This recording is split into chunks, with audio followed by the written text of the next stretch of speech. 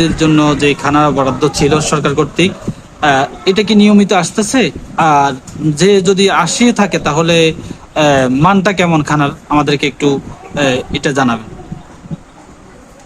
আমাদের 29শে মার্চ থেকে mid day meal চালু হচ্ছে বাচ্চাদের জন্য। যে সরকারিভাবে খাবারটা আসছে, এটা বাচ্চাদের জন্য খুবই ভালো। তবে বনরুটি আর ডিমটা আমরা রেগুলার পাচ্ছি, কলাও পেয়েছি। তবে কলা মাঝে মাঝে একটু পচা, কাঁচা। আর হচ্ছে বনরুটি আর ডিমটা মান ঠিকই আছে। তবে বিস্কুট এবং দুধ দেওয়ার কথা আমরা এখনো পাইনি। আমাদের স্কুল একদিনও পাইনি আমি। তাহলে পাচ্ছেন না কি কি? দুধ এবং দুধ এবং বিস্কুট। বিস্কিট, দুটা জিনিস পাচ্ছেন না। জি। ওটা এই বরাদ্দ ভিতরে ওটা রয়েছে। অটো অটো আছে। হ্যাঁ, তারপরে আপনার কলা ফসা আসতেছে কিছু কিছু। হ্যাঁ, আহ, তাহলে আপনি এখন চাচ্ছেন যে ভালো আসুক। ভালো আসে বাচ্চাদের, যেন পুষ্টিকর খাবারটাই পায়।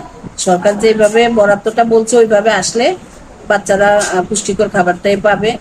আর আরেকটা হচ্ছে, এই খাবারটা দেওয়ার পরে আমাদের উপস্থিতি কিন্তু বাড়ছে, এই জন্য সাধুবাদ জানাই। যে ধন্যবাদ। ত্রুটিগুলো আছে আশা করি এগুলা তাহলে নিরাময় হবে। খানার কারণে হয়তো হ্যাঁ, বা এই খাবারের শিক্ষার্থী কারণে, হচ্ছে। হ্যাঁ হ্যাঁ, আমাদের বাচ্চাগুলোর উপস্থিতি বাড়ছে, এই জন্য সরকারকে ধন্যবাদ।